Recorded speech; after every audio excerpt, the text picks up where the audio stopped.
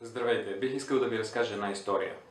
Историята за моето първо участие на UTMB и моят път към това състезание.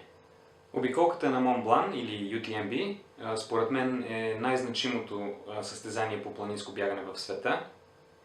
Това е състезанието, при което си дават среща най-голяма част от световните звезди на ултрабягането. При планинското ултрабягане изключително много ме радва факта, че при добра подготовка всеки може да участва на едно и също състезание с най-големите звезди. За мен UTMB тази година беше празник, с който исках да отпразнувам 3 години, откакто започнах да се занимавам с планинско бягане. При подобни бягания всеки участник заслужава и получава еднакво уважение. И този, който печели състезанието, и последния завършил. Всички са аплодирани еднакво и всички са достойни по един и същи начин. Ето малко кадри от подготовката ми. Тази година за първи път включих и кондиционни упражнения, нещо, което трябваше да направя много отдавна.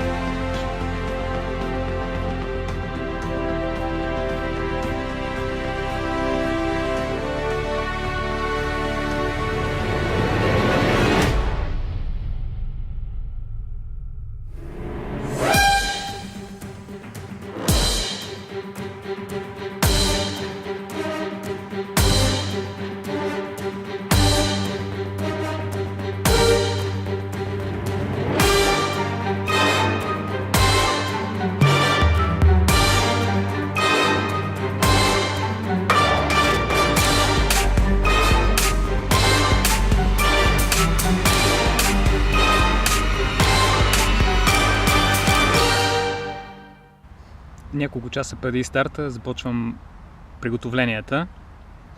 Това е моята малка кочинка. Някои неща ги ползвам за първи път. Това са кинези лентите и нещо, без което никой истински мъж не може – вазелин.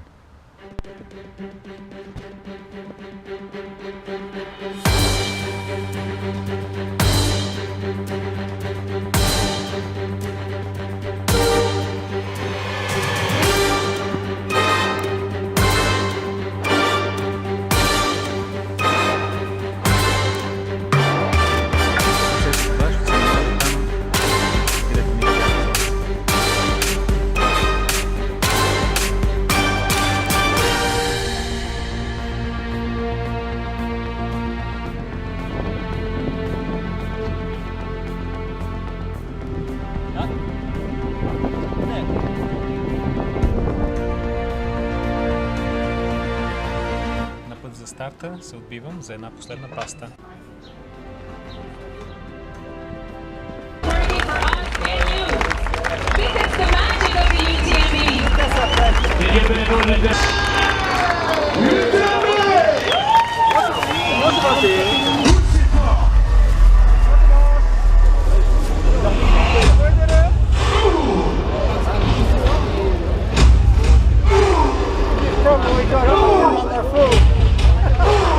La température va baisser de manière drastique.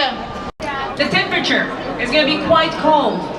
At 2,000 meters, you're going to have -5 or -9 or 5 degrees at 2,500 meters. You're going to have a lot of wind. It's going to be foggy. It's going to be humid. And Catherine recommends you not to rest on top of the mountains. You must go down to rest only down. Because if you're in the fog and in the wind, it's not good. You're going to be way too cold. Aquí están las recomendaciones de Catherine Poletti.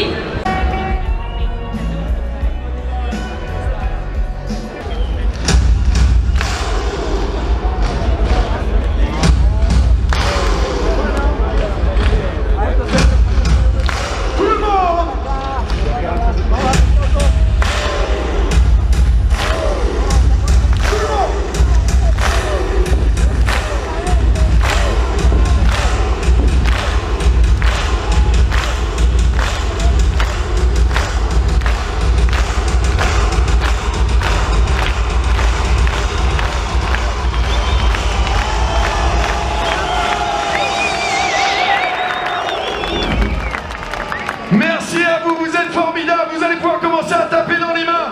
J'ai besoin de vous, amenez beaucoup d'énergie. Come on, thank you all. You have to start clapping again.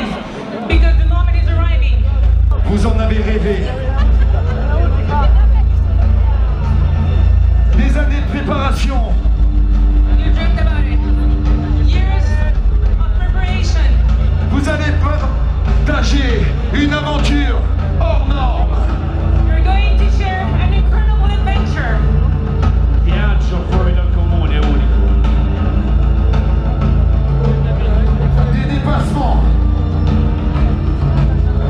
Des encouragements. Certainement des moments difficiles.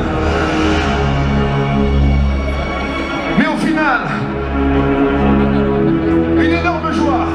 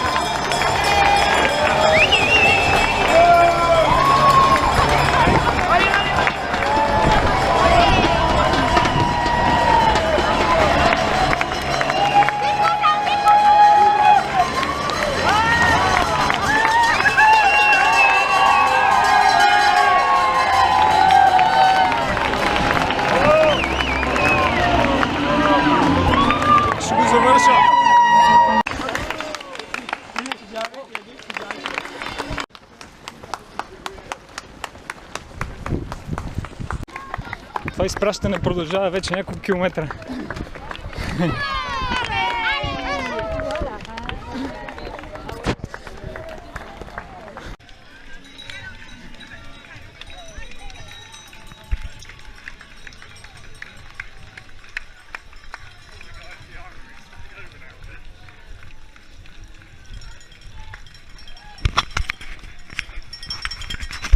Май поминах първи пункт.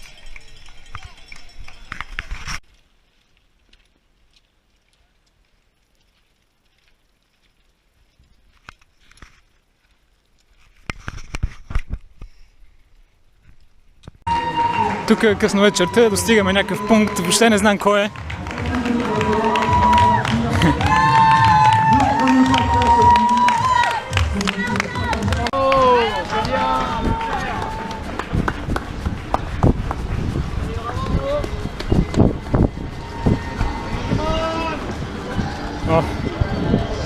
До тук е добре, нямам ядове, чувствам се добре.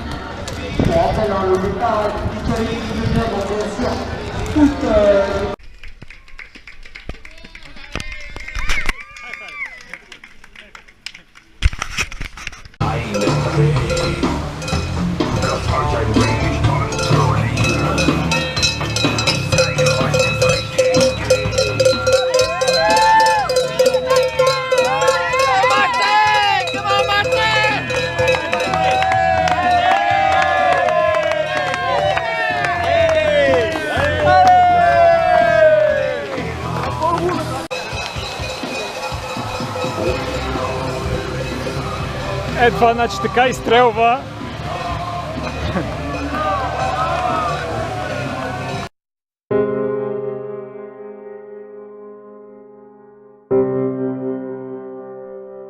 За малко да ме хване cut-off тайма. След 5 минути трябва да съм напуснал пункта. Не знам какво стана. Много е тежко.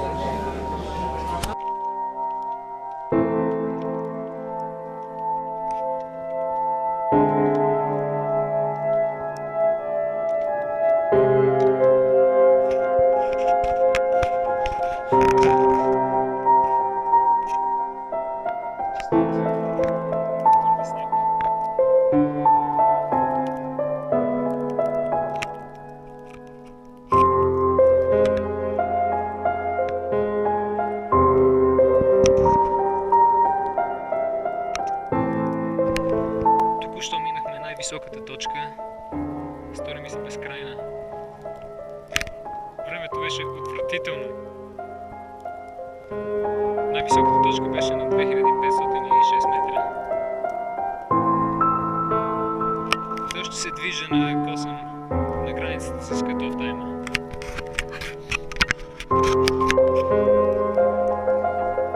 Смихам се, значи всичко е наред. Сега бях в пункт, който е преди Кормайор.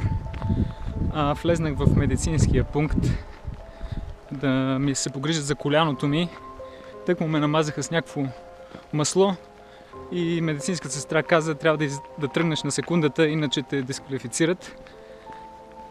Едва вдигнах гащите и побегнах. Не можах да хапна, не можах да заредя с вода, нищо не можах да направя. И зад мен само един човек мина и ги cut-offнаха всички. Не прощават.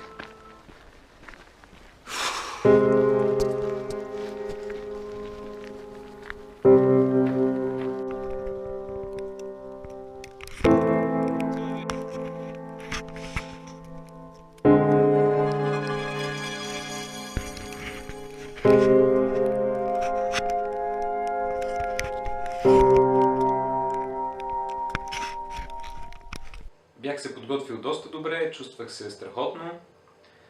Бях уверен, че ще завърша състезанието, но по закона на Мърфи си контузих лявото коляно по нелеп начин няколко дни преди състезанието. В самия ден на състезанието болката беше отшумяла, но около 30-я километър се обади отново и се усилваше постепенно. След 60-ият километър вече започна една борба с cut-off тайма. Чувствах, че имах сила, имах енергия, но болката си каза думата. И точно в средата на състезанието, точно преди Курмайор, реших да се откажа.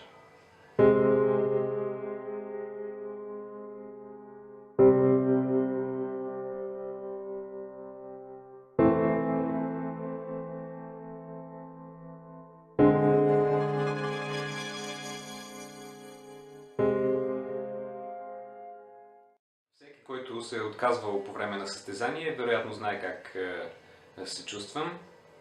Базирано на моя кратък опит при планинското бягане, по време на състезание, като че ли е по-лесно човек да превъзмогне болката и проблемите и да продължи в момент на трудност. И като че ли е по-трудно човек да се откаже. Защото да се откажеш по време на такова състезание след подобна подготовка е доста трудно и болезнено решение. Това, което научих за себе си от това състезание е, че понякога човек трябва да се откаже, за да може след това да продължи. Разбира се, много се бях депресирал, когато се отказах. Когато отидох на пункта и заявих, че се отказвам, всичко ми беше като на филм. Имах чувството, че се чувам и наблюдавам някъде отстрани, защото не можех да повярвам, че изричам тези думи, че се отказвам, и момента, в който те взеха ножицата и срязаха номера, имах чувството, че ми отрязаха парче месо. Много се бях сдухал, въобще не исках да правя никакво видео, не исках да поглеждам кадрите. И едва сега, през декември, около 3 месеца след състезанието, събрах сили, погледнах кадрите, но вече виждам нещата от друга гледна точка, доста по-позитивно настроен съм. И всъщност съм доволен от резултата. Оценявам това, че преди около 3 години не можех да избягам и 5 км. Сега се състезавам с Килиан. Окей, не се състезавам с него, но бягам след него. Атмосферата по време на състезанието е страхотна. Получаваме подкрепа от публиката денонощно, когато минаваме през селца и градове. Това състезание е празник не само за нас, но и за общността, която живее около Мон Блан. И е страхотно, когато бягаме през нощта и млади хора, които са излезнали да се забавляват, ни аплодират и ни подкрепят. Често се случва голяма група от хора, първият човек прочита името на състезателя от състезателния номер, казва го на всички останали и като мексиканска вълна всички започват да аплодират и да крещят името на участника. Колкото и уморен да се чувствах понякога по време на състезанието, когато има 200 човека и всички започнат да викат "Давай Мартен, давай Мартен", това направо дава такъв адреналин и страхотно усещането.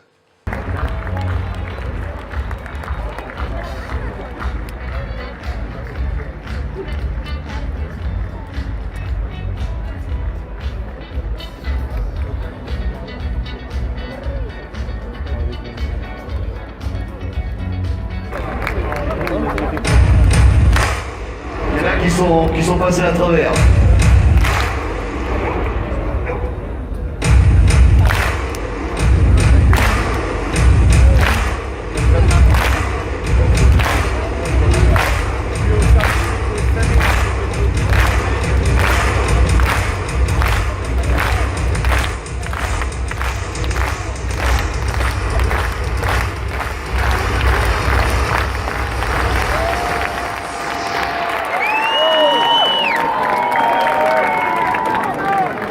Voilà, et j'aimerais que Ludo fasse...